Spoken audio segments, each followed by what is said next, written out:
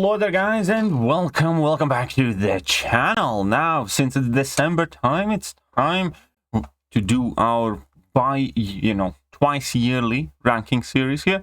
And that means that we already have started. We have done 4 videos in the series. This is going to be the 5th video, where in previous video I ranked all of the classes according to their respective strength, in my opinion. And Tech, unfortunately, placed at the bottom. So that means we're going to start with top 10 Tech class champions with our class rankings. So yet again, the mandatory disclaimer that these rankings are subjective. I do not work for Kabam. I do not have broad-based data to determine the use of champions and their popularity and their effectiveness and whatever else Kabam could potentially have access to. I do, however, have fairly specific criteria or areas of importance for these champion rankings. Now, I do not intend to insult your family's honor should you disagree with me. That's absolutely not the purpose. The purpose is to engage in discussion and conversation about the champions that we all love and admire so much. And just because many of the champions that might be your favorite will not appear on this list, or some might have disappeared and their rankings might have shifted, it does not mean that I do not like those champions, that I do not appreciate them for what they are, or that, I think that they are bad. I do think that ultimately somebody has to be determined better than others in cases like this, especially in games like this, because these champions are competing with each other for our attention. They are competing for our time. They are competing for our catalysts and commitment to learn these champions and so on and so forth. So there will be some champions that place higher. There will be some champions that place lower. As many of you have already kind of picked up on and hinted at, I have adjusted the way these rankings work, and I am placing less importance on all of the non-competitive game modes, because that is how I think champions gain value in this game. If people frequently use these champions when it matters, when dying matters, when not winning the fight as quickly or efficiently matters, when you can't redo the same fight 50 times in order to get a perfect video, these champions prove their value in the most competitive game modes. The best explanation here would be, you don't need a rank 4 champion for Act 7, for instance, because, there's tons of champions that will work, especially with how Kabam has reduced the overall difficulty of story content. The champions that ultimately are the most present in Alliance Quest, in Alliance War, and in Battlegrounds typically are, in my opinion, unanimously basically voted to be the best and most effective champions available at whatever tasks they are assigned to do. So that, in my opinion, is more important than whether a champion can cheese an Act 7 lane, for instance. I do obviously still value stuff like, challenging content, or like these challenge eternity of pain fights, or how viable these champions are, and the story content in general as well. But it is not as big of a criteria as it has been in past. And now the most important criteria are the competitive game modes. Now, if it is not your type of thing, I can understand, but I just want to be, fully upfront that there is a bit of a shift in what type of approach I'm using when I'm ranking these champions from best to worst. And unfortunately, it means that some of my favorite champions, for instance, definitely will have slid down the rankings. So here we are. Let's get to the busy part. Old ranking list started with Ghost, and then went down to Nimrod, to Warlock, to Omega Sentinel, to Ultron, Guillotine 2099, Penny, Parker, Guardian, Nebula, and Hulkbuster. Now, majority of the champions obviously will remain the same on the list, however their relationships have changed. There are a handful of new additions, and I will try my best to explain why that has changed. But let's start with honorable mentions of champions that do not make this list, and I do want to point out as very good champions, and even though I did have quite a few harsh words for Sam Wilson, for instance, because I do think he's one of the less successful champions of 2022, I do think there is plenty of value to him should you feel dedicated enough to kind of like fully learn him and try to learn his matchups and playstyle and everything else. Dr. Octopus has long been one of those champions that always seems to find a time of the year to shine, so to speak, when there are some matchups, some situations, and he's one of the best options. Then we have Howard the Duck making a bigger imprint on this game, in my opinion, than he has in past, and we can actually see him occasionally sneak in some of the more competitive game content as well. And then there are a few champions that unfortunately are not featured anymore in top 10 list, but I obviously still think that they are amazing, like Hulkbuster, for instance. I think Hulkbuster is a great champion, one of my personal favorites. Absolutely love his duo questing team with Ultron. He does answer a ton of cool fights, but unfortunately he's virtually non-existent in the more competitive aspects of the game for one reason or another. Then we have champions like Mysterio, who I do think are still quite versatile. There are obvious flaws in the champion design, but there are also quite a lot to love about those champions. Champion like Nebula, that can be, for instance, Alliance War MVP, and is one of the most effective robot killers in the game. And still, unfortunately, in case of Nebula, I think it primarily what happened with her is that her main forte, her main kind of like claim to viability in top tier content was Alliance War. And Alliance War metas just didn't favor her, and we saw it basically her usage drop off quite significantly. And that just means, you know, that these rankings are and will always be affected with the current game trends, with the current content that's being released, with the current Alliance War metas and things like that. And Nebula is basically being forced to take a back seat. Another champion that could easily be featured on this list, in my opinion, is Punisher 2099. Extremely close to the top 10 techs due to his presence in Battlegrounds, which hopefully will increase further. We have Rocket Raccoon now, who in my personal testing has been just still a bit too flimsy. His damage is perfectly fine. His utility now is great. His buff was alright, but they left him just as flimsy as he was. And since he was one of the, if not the flimsiest champion in the game, then it just is quite hard to find a reason to run him in competitive game modes when there are champions who can do similar things or have higher damage output or even more utility, let's say in case of Warlock, and you do not have to worry about dying because you ate 2 hits to the face.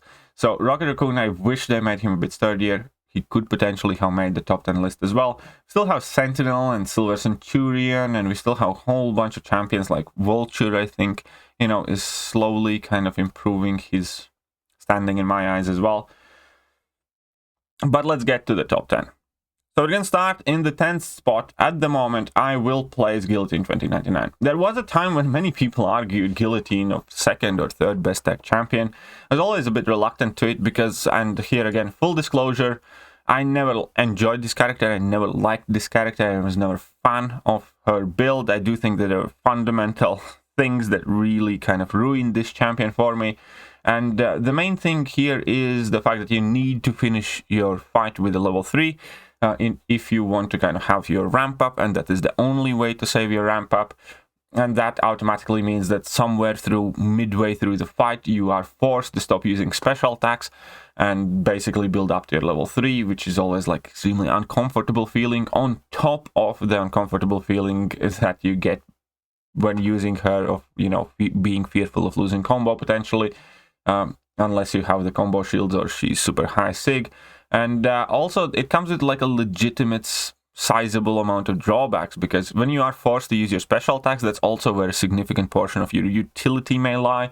For instance, level 1 has very significant power control, level 2 has ability to basically, you know, reverse the healing. And there are times when you just are forced into making extremely unfortunate, uncomfortable decisions. For instance, if you would use her in a basic fight like Realm of Legends Wolverine, if you want to finish that fight, you know, and if you are using, let's say, relatively lower rank Guillotine, where you can't eventually outdamage that regen, you have to keep throwing your level 2s. and you're going to be forced into starting next fight without that combo, which again makes her significantly slower. Her slow start without that 100 combo makes her much harder and less viable for game modes such as Alliance Wars and Battlegrounds, because Battlegrounds there's just a single fight de facto.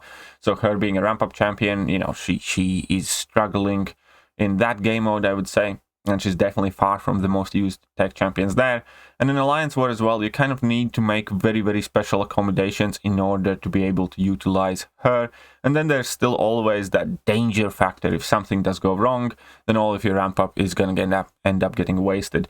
I would love Guillotine as a character if she had some other ways how to transfer her combo. For instance, if she finishes a fight with a heavy attack or something else. Or at least give her, like, let her transfer, I don't know, 75 combo if she finishes fight with heavy attack, or something. But just the way that they are forcing us to consistently keep those aspects of her in mind basically prevents me from fully enjoying the character, and I never really got into that.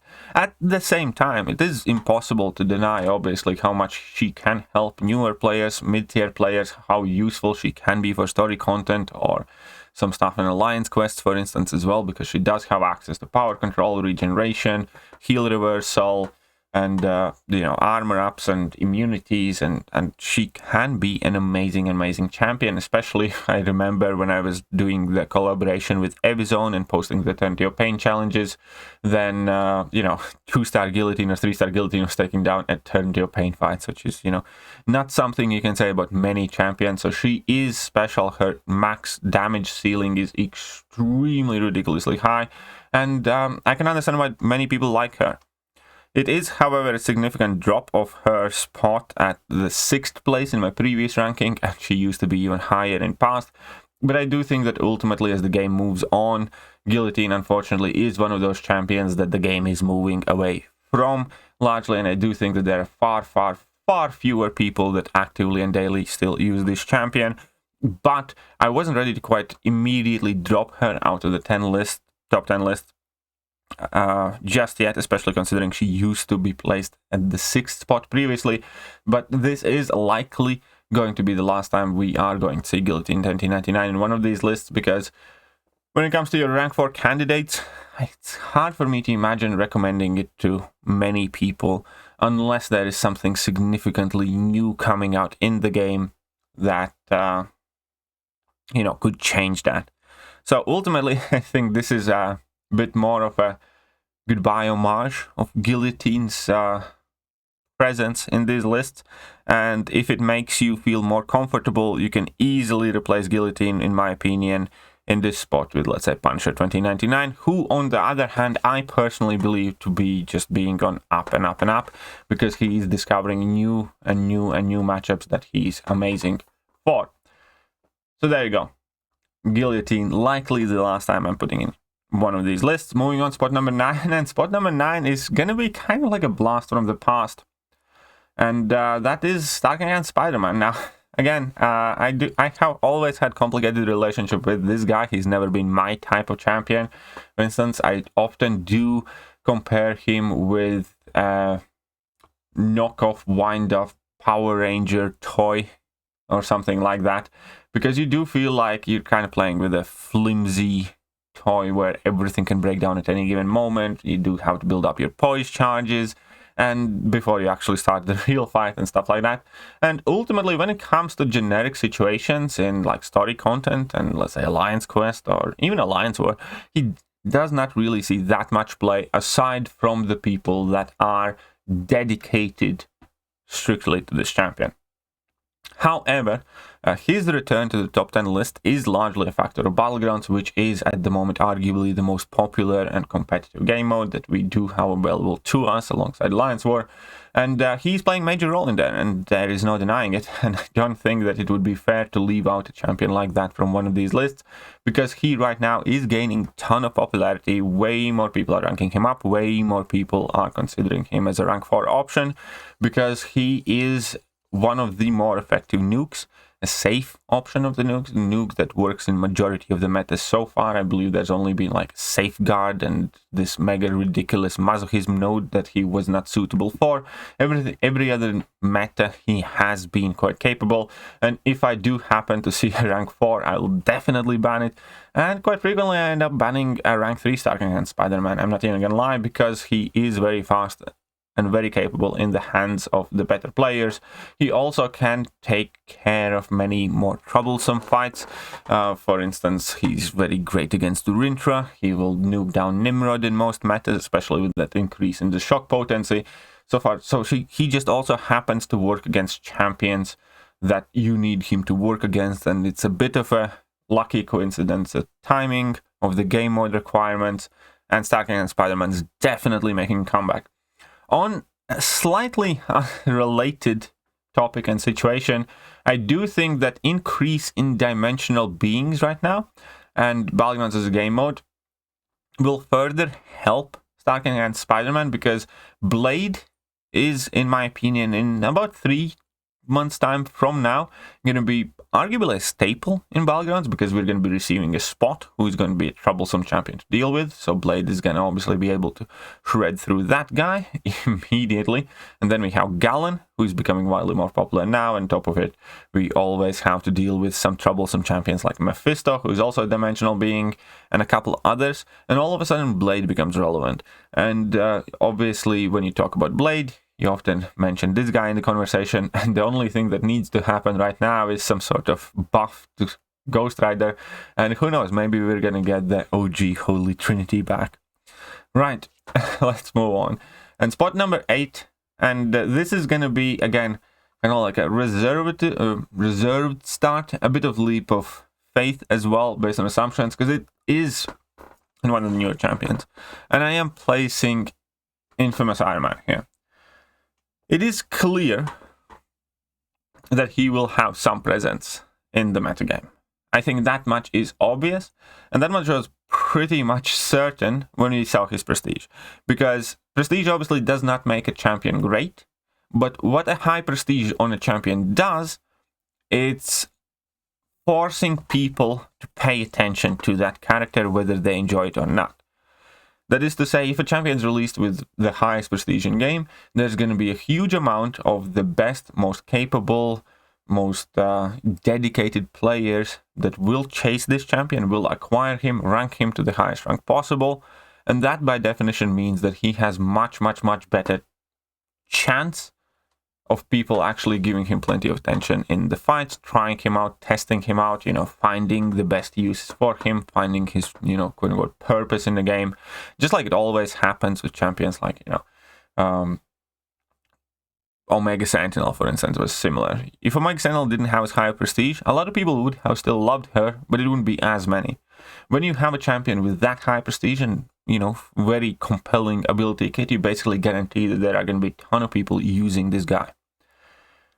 And ultimately, he is a very good champion. I do think the fact that he is Victor Von Doom is kind of playing against him, because he's being compared with Dr. Doom at all times. And Dr. Doom, in my opinion, at the moment is the better champion in the game. However, he is very worthwhile champion with similar function that goes differently about it. I do think this champion does have more weaknesses. However, he does have plenty of abilities in his kit that separate him from Dr. Doom.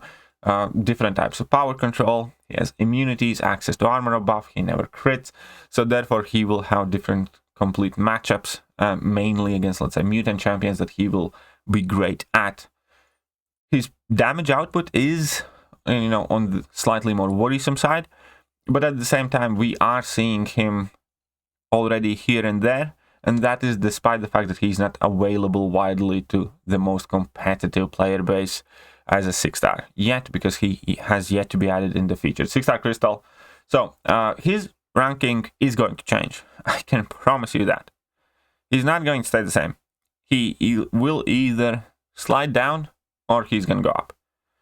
That ultimately decides on us and him, how much use we are going to find for this champion, how well he is going to perform in the more competitive game modes, such as Alliance Wars, such as Battlegrounds. And I just want to point that out, And this is, I think, a very suitable base where to place him at the moment, and then go from there. Now, next up, a champion that unfortunately is again falling victim to the change of my criteria, similar to Guillotine 2099, where Guillotine is just not present in the competitive game modes anymore, therefore she is going down.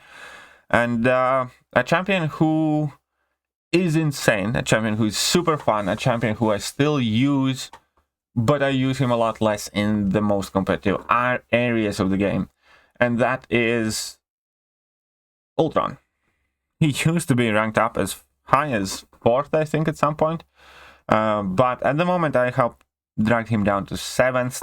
He might slide down even slightly later, but he does have a saving grace of being a very good Alliance Quest champion, should he would work well with your paths in AQ, because obviously he does have plenty of sustainability, plenty of utility, he's Liquid Courage Double Edge friendly, and also we do see him in Battlegrounds. We don't see him in every meta, he's typically brought in as a fairly specific champion, and let's face it, he's not necessarily the best champion at what we bring him in Battlegrounds for, because if we do add in Ultron, it could be as an additional Domino counter, because there is no doubt that, you know, Nimrod and Omega Sentinel and Guardian do take Domino better. However, the fact that his function abilities cannot be affected by ability accuracy reduction does help him work as a fairly decent Domino counter. He can occasionally work as a fairly decent defender, so he does have some presence in these competitive game modes. And ultimately, his biggest kind of like claim to fame is still his ridiculous questing speed. He still is the tech champion that I often bring in when I do want to clear like a CAV-EQ tech lanes, or whenever we go in an Act 7 and there are tech paths. He typically is one of the best and fastest absolute killing machines. I do think that it is also very convenient and nice for him that he happened to be pretty much the best answer for the Act 7 Kang boss, so that definitely kind of gave him a bit more spark and life in his kit. And he is not necessarily anymore like an automatic no-brainer rank up, in my opinion, because as I said, with Kabam carrying on to make Act 7, Act 8 relatively straightforward and comparably easier, and I still feel like you don't need a rank 4 for virtually anything in the game, because of the way Kabam is doing power scaling with 6-star champions. There's only like 14% difference in attack and health, so you need rank 4s for competitive game modes. And he's not the best option for competitive game modes. Therefore, he has taken a step back.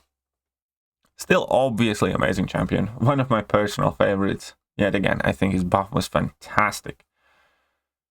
But again, it's just the nature of the beast, the nature of the metas that we see around us. And he is in spot number 7 now. Spot number 6, I'm actually going to place Penny. And here's the thing with Penny. I think with the change of the ranking criteria that I'm doing, tech class is the one class that is kind of suffering more than others. An increase in Penny's ranking is not because I have improved my opinion of her. I always thought of her as, you know, fairly good champion. And it's not like she has been doing better in the metas and the game now than when she came out. In fact, it's quite the opposite. I do think Penny has lost a lot of her defensive shine, and that has everything to do with Kabam releasing Galen, releasing Hulkling, releasing Thor, you know, players finding more and more ridiculously effective counters to her. Now we have like a Tumo on the way as well that's likely going to work amazingly well. And defensively, her threat level has decreased a ton. And there is no question about it. But that was bound to happen. That pretty much happens with every champion released in this game. Whatever champion's coming out, everybody's dying to it. And then, you know, first of all, it takes a couple of months or slightly longer for a majority of the player base to learn how to deal with that champion, even with, let's say, less than ideal counters. And then Kabam starts releasing, you know, more and more specialized counters, which they have, to a point where if you have a good counter, the champion is a joke. That's virtually the story with every champion. You know, it happened with Iron Man Infinity War, it happened with Thing, it happened with Korg, happened with Man-Thing or Sasquatch, and so on and so forth. And the same thing's happening to Penny, and that's natural. However, obviously, she is a champion that will practically always demand a specialized counter, and that in itself does hold quite a bit of value. And the coolest thing is that unlike many defensively oriented champions, she is not all that bad offensively. She is quite capable offensively as well, and then on top of her combination with the poison immunity, her ability to basically negate all the chip damage in the shorter to medium level fights utilizing her shield mechanic makes her relatively sustainable for Liquid Courage Double Edge use, for instance. Therefore, she can be extremely serviceable in, your both recoil and recoil-free mastery setups for Battlegrounds. We're still seeing her in Alliance War. We occasionally see her in Alliance War offense as well. So I do think she does have still plenty of value. It's just that it kind of has shifted. The nature of the beast kind of has changed, where she is a lot less defensively focused champion, in my opinion. And she has moved more towards the middle, where her worth comes from her offensive capabilities and her potential defensive annoyance. So she actually ended up moving up one spot despite getting hard countered by a ton of new release champions.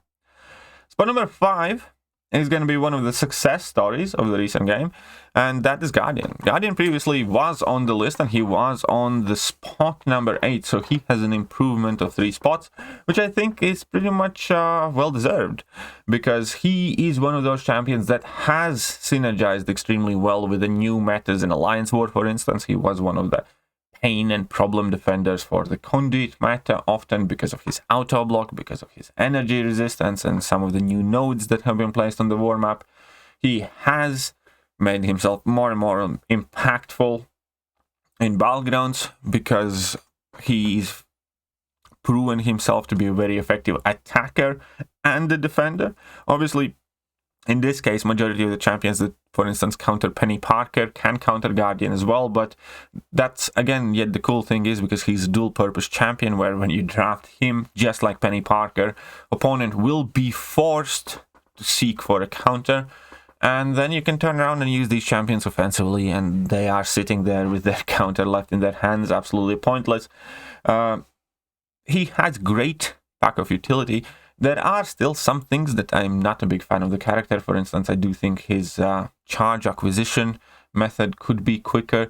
There is a bit of a learning curve, obviously, in the terms of parrying opponent's special attacks can be risky if you're not used to it. And the biggest kind of downside still is the fact that they made his SIG scale absolutely atrociously, where you get more benefit from the last 40 SIGs or 50 SIG levels than you get from the first 140 or 156. So basically, he is kind of like a SIG 200 or don't bother champion, in my opinion. So if you do want to invest in the guy, which I do recommend, by the way, I do have a rank 4 Guardian, and I absolutely love having him as a rank 4 champion. You do want to take him to SIG 200 all the way up. But yeah, again, one of those champions that is a bit of a surprising climb, just as a matter of circumstance, just as a matter of meta and things that this game demands from us on daily basis. And he's one of those champions that just answered the call better than most did. And at the moment, we can see him very vividly in plenty of competitive game aspects.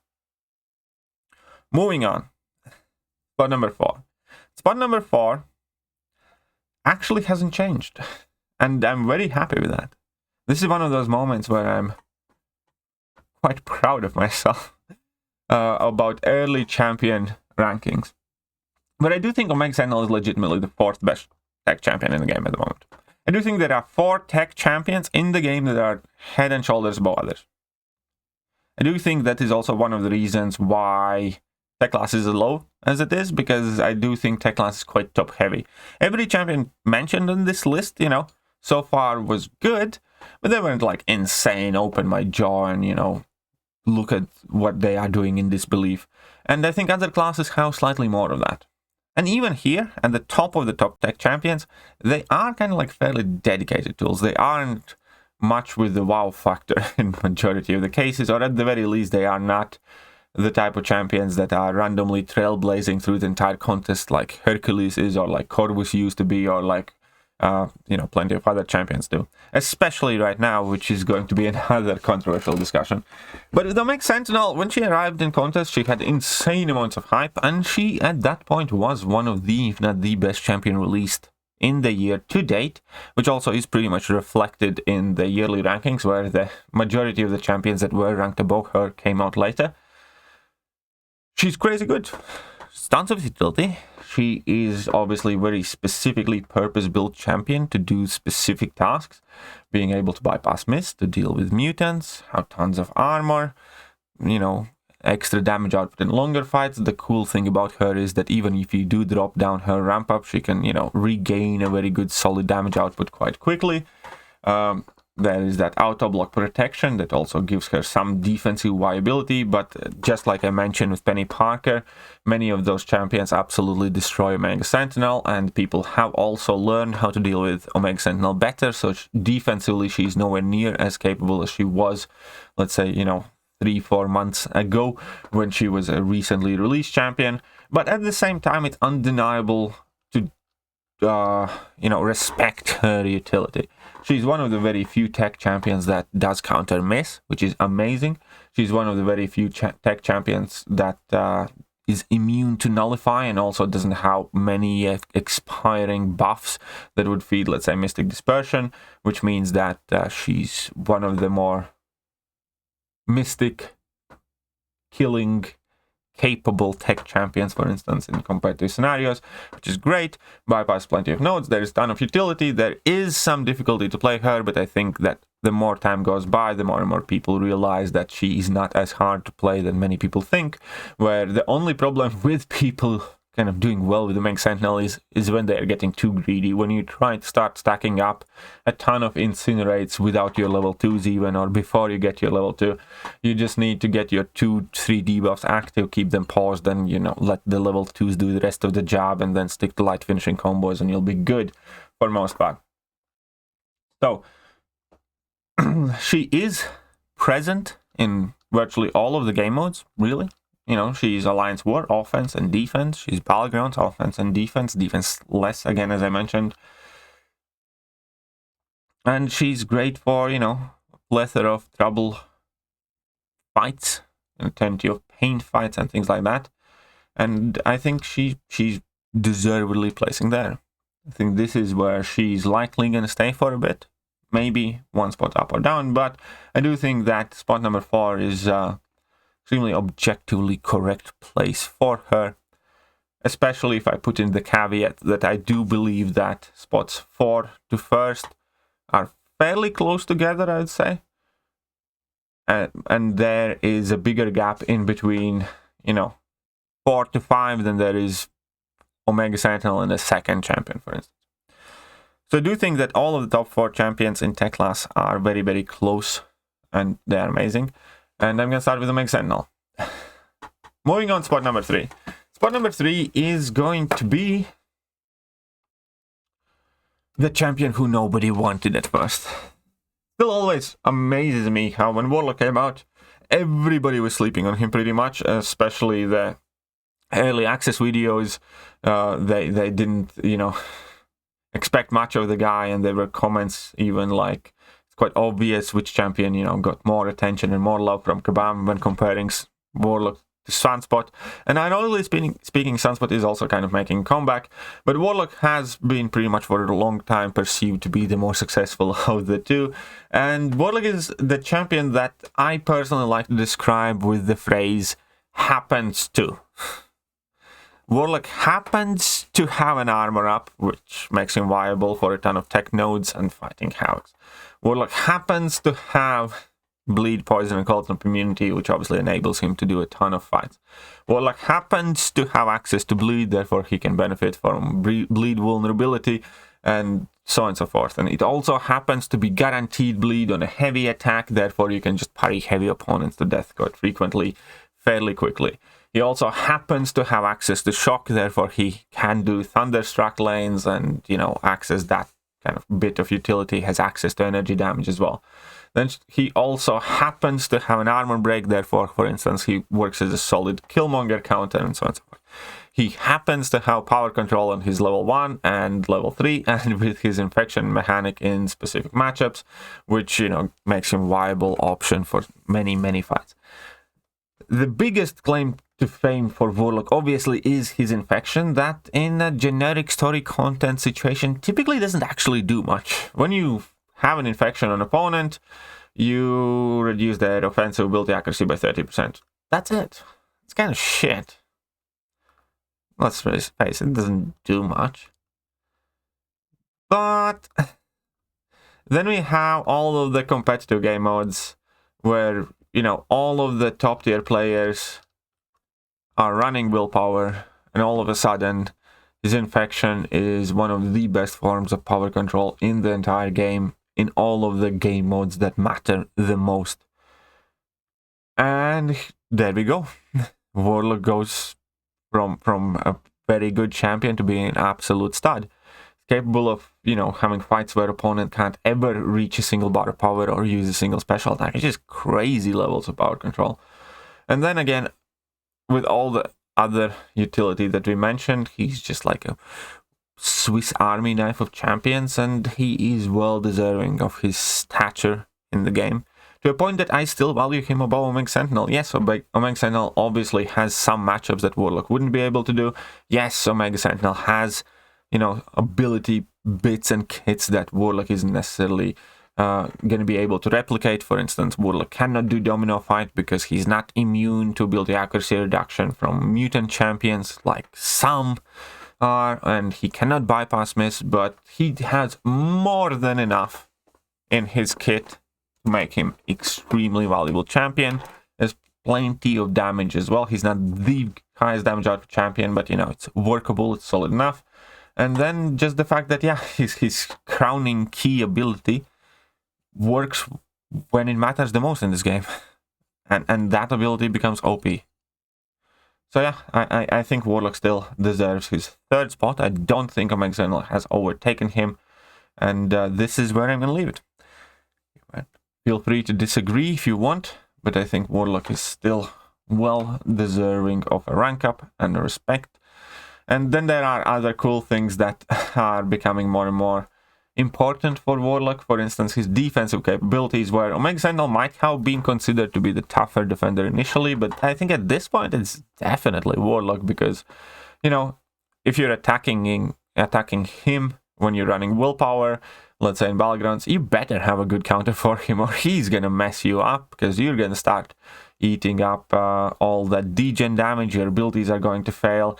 You can't crit on special attacks against him, and he can easily get the W out of you. So another, like, you know, amazing kind of like double purpose champion. Proud to have this guy at rank 4. He was my first Sig 200 6-star champion as well, for reasons. And I'm very happy because the degen damage adds up to a substantial amount as well throughout the fight. So there we go. Warlock is spot number 3. And now I'm afraid. Oh. Now I am afraid. Now we need to talk. For years now, there has been a certain set of rules in this game, or a certain hierarchy in the game. And one of the cornerstones was that Ghost was the best tech champion in the game. And with Quake gone, or more specifically with Quake not being available as 6-star, Ghost was considered to be the best champion in the game overall. I don't think that's the case anymore. I think if you look at Ghost, and accepting the fact that you have the necessary skill level and everything else needed to get the best out of her, she is arguably still one of the most valuable champions for new and medium level players to acquire, learn, and utilize. But it's definitely not as important anymore as it used to be, especially with the nerfs of Act 6.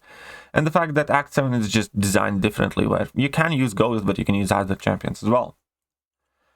So ultimately what I'm trying to say is I don't think Ghost is the best tech champion in the game. And that by definition also means I don't think the Ghost is the best champion in the game anymore either. And part of it is also because of the adjusted, well, criteria of value. Even though Ghost still performs extremely well in plenty of the competitive game modes, and that's undeniable. Ghost is a mainstay staple for Battlegrounds.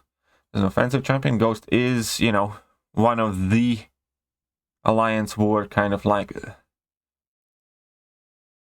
ultra successful champion list champions where, you know, she can get blacklisted any given season. If she isn't blacklisted, she's likely going to get banned because she can nuke down a ton of stuff. She's not necessarily an IQ champion, and she's also definitely lost quite a bit of shine of herself in the newer content.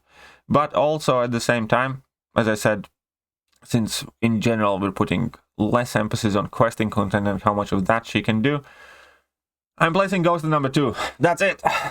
That's it. I'm doing it. I'm done it. You can come after me, but I must warn you, I have very good protection at home. Something that I'm even terrified about. And if I am terrified of something, so should you be, because she will eat you alive. So don't even dare to knock on my door and complain about this. Go to the comment section and, you know, behave like a man. Anyways, I think Ghost's crazy good. I still think she's insane. I do, however, see more and more reasons to use different champions other than Ghost. And while she definitely has her time and places and matchups and things that she can do, I don't see her as the flagship of the tech class, especially because Ghost never has represented tech class to begin with, in the sense that she's not a tech champion. She's tech champion just because somebody said that she's a tech champion. She doesn't have any of the tech abilities, but even so, she was always kind of like a face of tech class, ironically speaking, because yeah, she doesn't power control, she doesn't heal block, she doesn't have access to armor ups, and none of the stuff that tech champs really do. But that all being said, Ghost is still crazy. You should take your time to learn how to use Ghost. You should value her and fear her and use her, and she's crazy good. But I do think that some of the things Kabam has been doing recently has caught up with her. More and more content in the game is ghost proof. More and more nodes in Alliance War and tactics are getting ghost proofed. And more and more champions come with inbuilt anti-ghost mechanics, like, you know, automatically place armor breaks when activating a special attack, even if they don't make contact. Then obviously we have champions like CGR now that just automatically armor break Ghost, that you can bring her in, and just more and more of that stuff. Now, there are some positive, you know, relevant stories that refresh her as a great option. Some of them are champions like Toad and Sauron, for instance. She does absolutely nuke them just about as well as Nimrod would. And we also have champions like Rintra, where she can be crazily successful against. And there is still lots to like. There's still lots to love, and I think Ghost is phenomenal. I do think at the moment there is a tech champion that has bigger impact on the game than she does.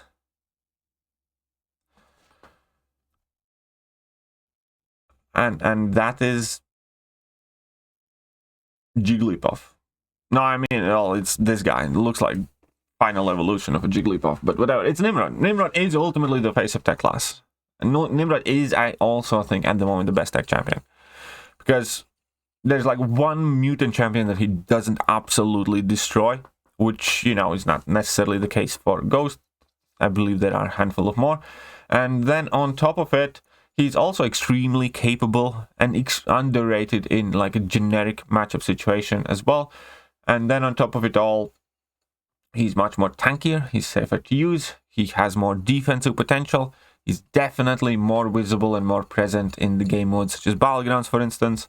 And he has plenty of his presence in Alliance War as well. I think for Alliance War, strictly speaking, Ghost still is the best tech champion. But I do think that for overall game impact, I think I'm giving it to Nimrod at the moment.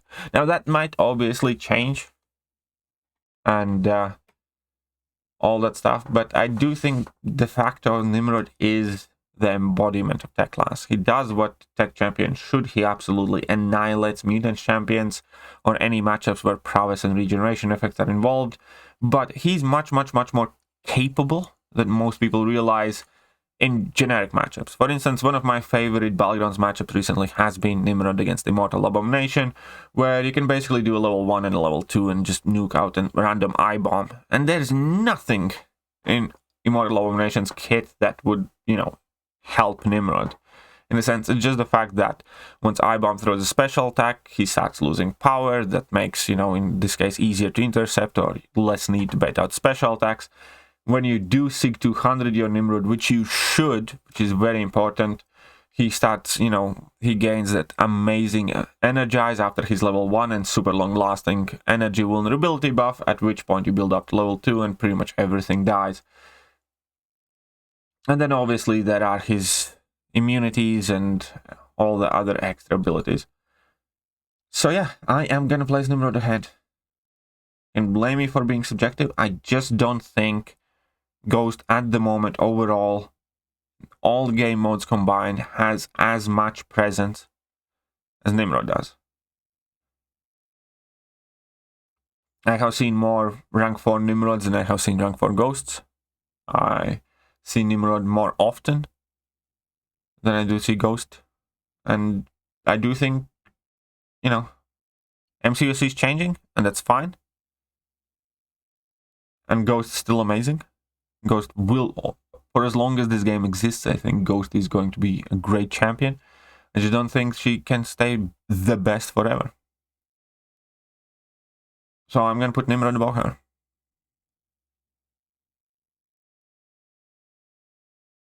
So that will also mean that Ghost is going to lose her ranking in the overall top champion list quite drastically.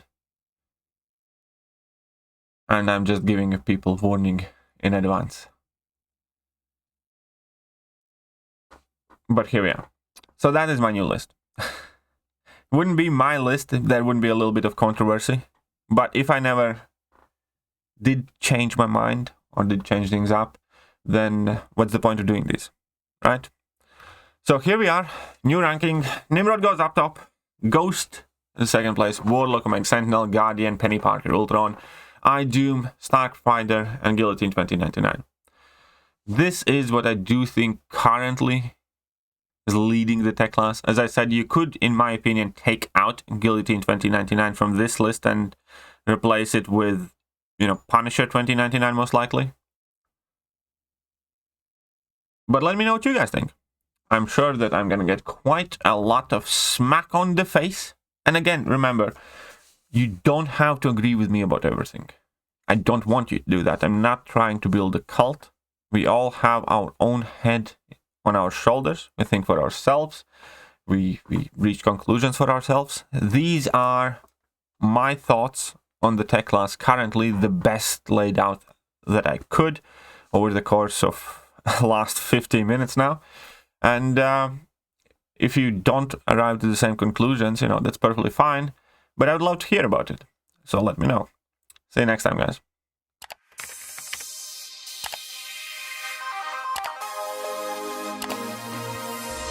Hello there, guys, and welcome back to the channel. So we have all the information about the next